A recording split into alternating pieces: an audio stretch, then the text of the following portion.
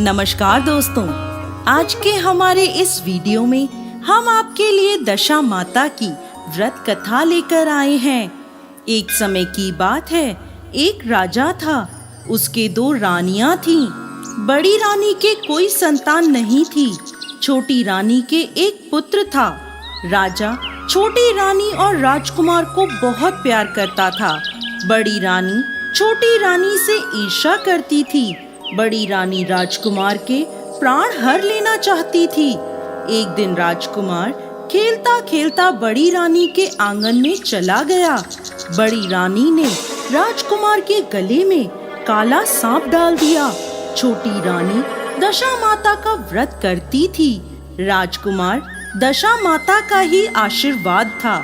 दशा माता की कृपा से राजकुमार के गले से वो सांप बिना कोई नुकसान पहुंचाए चला गया। दूसरे दिन बड़ी रानी ने लड्डू में जहर मिलाकर राजकुमार को खाने के लिए दिया। जैसे ही राजकुमार लड्डू खाने लगा तो दशा माता एक दासी का रूप धारण करके आई और राजकुमार के हाथ से लड्डू छीन लिया। बड़ी रानी का ये बार भी खाली गया। अब उसे चिंता हुई कि किस तरह वो राजकुमार को मारे।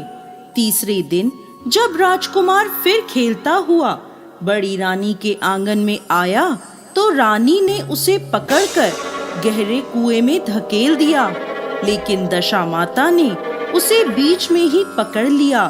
सारे राजमहल में राजकुमार की तलाश होने लगी। राजा व छोटी रानी पुत्र शोक में रोने लगे। तब दशा माता ने एक भिखारन का रूप धारण किया और राजकुमार को गले से लगाए एक कपड़े में छुपाकर राजमहल के द्वार पर पहुंची और भिक्षा मांगने लगी। तब सिपाहियों ने उन्हें दूर हटाते हुए कहा, माई, तुझे भिक्षा की पड़ी है, यहाँ राजकुमार खो गया है। इस पर दशा माता बोली, भाइयों, पुण्य का प्रभाव बड़ा विचित्र होता है। यदि मुझे भिक्षा मिल जाए तो संभव है कि खोया हुआ राजकुमार तुम्हें मिल जाएगा।